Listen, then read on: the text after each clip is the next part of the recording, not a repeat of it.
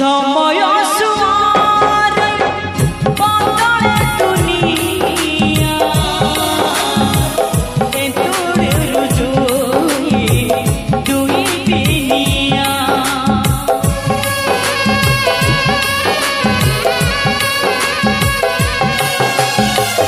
जीवन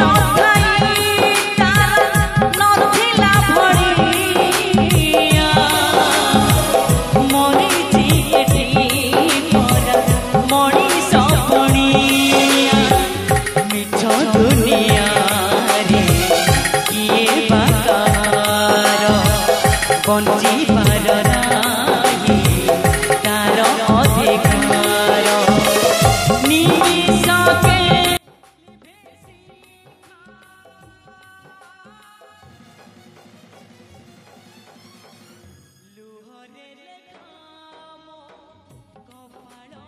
माने बापा पढ़े आमे तो गरीब लोक पढ़े पारे बापा तुम मान जो आश्रा भरसा करी छुआ मान पाठ पढ़े मनुष कर तुम नाचु मुझे कर बाप बाप छाड़ी गला माटी बेमार पड़ी चाली बुली पारे टाँगी शाक सभा हे तुम मानक हे छुआ आसुची जमु बाबा टे कह पाठ पढ़े यही रोग सी कहवा कर बाबा हाँ तुम दयारू छुआ मैंने मणस हूँ ये धन्यवाद मु तुमको दुख जनाऊँ बाबा तुम गोटे कह सब आ कि भाग्य कर आम पश्चिमला ग्राम को आसिक पहुँचीचु जे कि 2 मास तले आम आसिक पहुँचीलु मैं कमिला माँ घर आसिक पहुँचीलु से जे कमिला माँ निजे से असुस्थ थे असुस्थ थी फल आमर ये मौसा आमको जनईला आदर्श युव परिषद को आम डिसीजन नहीं आसीलु से आम निश्चित देलु आम कि ग्रोसरी सामग्री देलु पनीपरिया देलु आर्थिक सहायता किसी करूँ देखिलु स्वामी पाखरे ना जो 2टा झील जनकर नवम है और जनकर +2 एवं जाइब पाठ पढ़ा तो से +2 पढ़ापी कि नवम पढ़ापी पाखर आर्थिक सहायता ना कि खाइबा ना से बहुत दुख गरीबर अच्छा जो घरे बर्तमान रही से भड़ा घरे रही निज घर भी ना तो मुझे प्रशासन को माने अनुरोध करुच्ची आपण माने आसिक निश्चित भाव में गरीब परिवार को ध्यान दिंतु आदर्श युव परिषद समस्त सदस्य को मु माने जेते भी धन्यवाद देवी अतुलनीय हम आमर जो पॉकेट मनी रू आम काढ़ी आम ये साहाय्य करूँ निश्चित भाव में भगवान कौटी ना कौटी शांति हे तो से ए कमिला माँ को सी भी निजे असुस्थ अच्छा 2 वर्ष धरी पेटरे अल्सर होती से औषध फौषध खावाई माने सक्षम नहांती से खावाई भी दाना भी पाखे ना कि पढ़ापी 2 झीवर माने आर्थिक सहायता ना मु प्रशासन को अनुरोध करी आउ जे आमर स्वेच्छासेवी संगठन भाई माने आमर अच्छा से अनुरोध करी आपण माने दुखी गरीब ये परिवार पाखरे ठिया हुंतु निश्चित भाव में आपन को भगवान कौटी ना कौटी शांति रे आशीर्वाद देवे। जय जगन्नाथ। ब्लॉक पश्चिमला ग्राम आसी पहुंचु एठिकार दुख कथा आपण माने जदि सुनिबे निश्चित आपण माने निश्चित आखिर 2टी बा लोह बाहरी जीव कहीं एठी जो भौणी अच्छा कमिला भौणी पेटरे अल्सर हो किडनी भी आफेक्ट होती जहाँफल कि चिकित्सित होगापाई पाखे कौन आर्थिक सहायता ना जो घटना आपण मैंने शुणे निश्चित एमती घटना आगुरी भी आम के शुणी नु से बाहर उत्तर प्रदेश जो बाहर से स्वामी सहित कौन से डिस्टर्बांस हबार से घर तोड़ देते से आसी बाप घर रही तो बाप घर गले कौन जमी कि बाड़ी कौन ना जहाँफल कि आज भड़ा घर रही ये जो घर देखते भड़ा घर माँ रोगिणा माँ बुढ़ी मैंने 90 वर्ष है माँ बयस बर्तमान 90 वर्ष भौणीकर जो रोग होती रोगर चिकित्सा करने आर्थिक सहायता ना चाकरी अच्छी ना बाकी अच्छी कौन अच्छी चिकित्सा हे केमी तो 2टी झील पाठ पढ़ा बयस झील से पाठ पढ़े केमी एभलिका खबर जो आम आदर्श युव परिषद सदस्य को अवगत कराइला से सदस्य मैंने 2 मास पूर्व आसी चिकित्सा किसी आर्थिक सहायता आम प्रदान करूँ पिला पाठ पढ़ापी भी किसी आर्थिक सहायता दिखाई तो बर्तमान पिला 2 जण जड़े मैट्रिक पढ़ी +2 पढ़ाई आगबर होती आ गोटे पिला 9 क्लास बर्तमान पढ़ुंट तो बर्तमान से पाठ पढ़े केमी बही किणापी पाखे संबल ना तो आम संगठन प्रयास सब रही है असहाय मानक साहाय्य करवा तो जो आम शुणा पाइलु बही किणापी पैसा ना माँ को चिकित्सा भी पैसा ना तेणु सबू सदस्य सदस्य मैंने मिलित हो आज एकाठी हो निज पकेट मनी खर्च कर समस्ते आज वर्षा देखो किभली हूँ घड़घड़ी मार्च बिजुली की खातिर नक समस्ते आज घर आसी पहुँचती और भौणी दुखरे दुखी होती आती मुझे अनुरोध कर मध्यम जो भाई और भौणी मैंने जो देखु था निश्चित ये भौणी की टे आसी आपण मैंने सहायता करूँ चिकित्सा किसी सहायता करूँ आ भौणी मैंने केमती पाठ पढ़ी पारे 2टी झील बढ़ला झील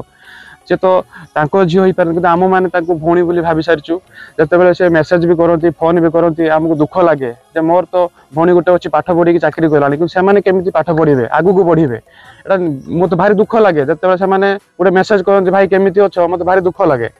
तो एतिकी मुझे अनुरोध करुँच समस्ते जो मैंने वीडियो देखुं छुआ मानक साहाय्य करूँ बड़ है कि आईपीएस हम कि एसपी हम किसी कहीहबनी आपण मान सहायता निश्चित आवश्यकता रही आम तो किंचित मात्रा में साहाय्य करूँ आम तो से सबुदिन साहाय्य करें जहाँ भी साहाय्य करूँ किंचित मात्रा करूँ तेणु आपण मान हाथ जदि सरकार आ जो नेता भी मंत्री देखुं जब साहाय्य करेंगे निश्चित ये भौणी मैंने पाठ पढ़ी पारे माँ भी टे भल हो पारे आ विशेष किसी कहूना जो भाई दीपक भाई भी दूर रही जो साहाय्य भी कर पाठ पढ़ाई आज आज बही भी किणिक आम आनी पार्चु से भाई भी सहायता रही अधिक भी मुझे बहुत बहुत धन्यवाद दूसरी भाई भौणी मानक भी बहुत बहुत दूसरे मैंने वर्षा को खातिर नक पहुँचे ये कहि समस्ते भल रुहतु समस्ते खुशी रुहतु आपको साहाय्य भी करूँ भौणी की टे जय जगन्नाथ वंदे उत्कल जननी जय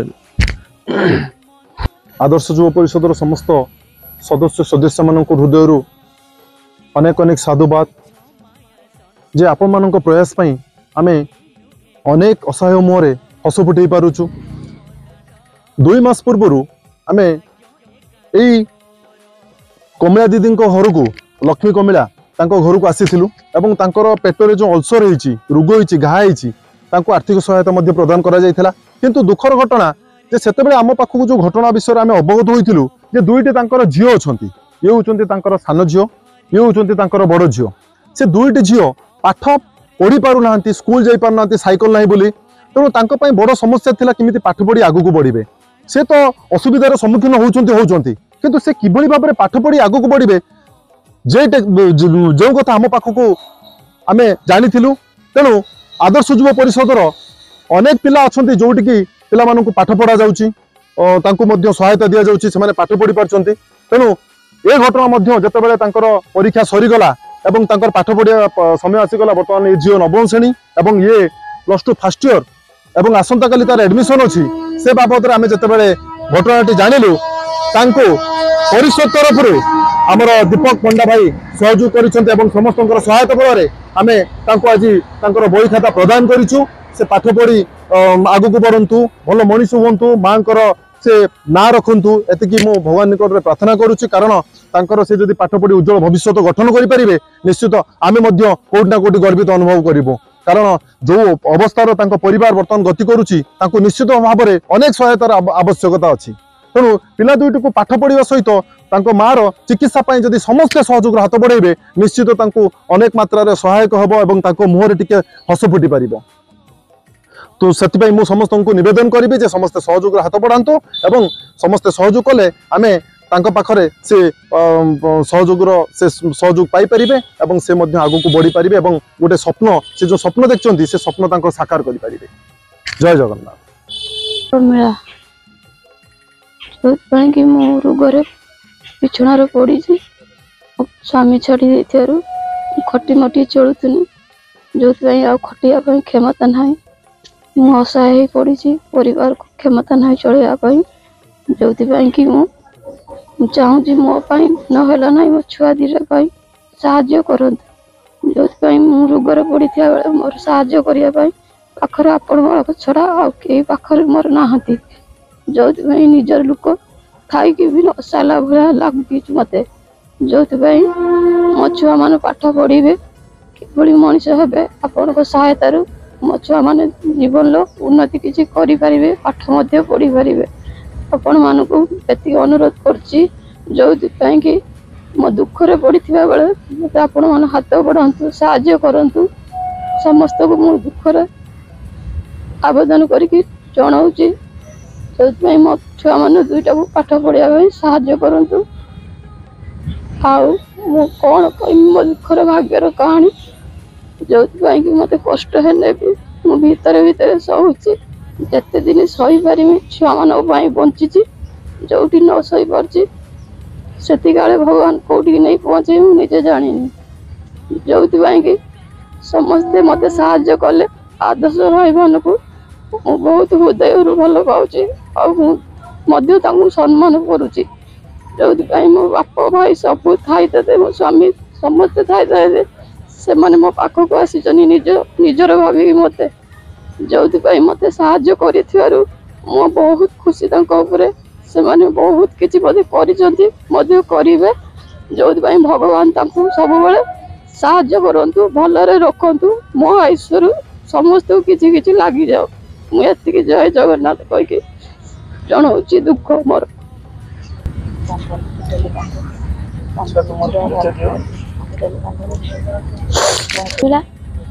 ମୋ ମାଙ୍କର ରୋଗ,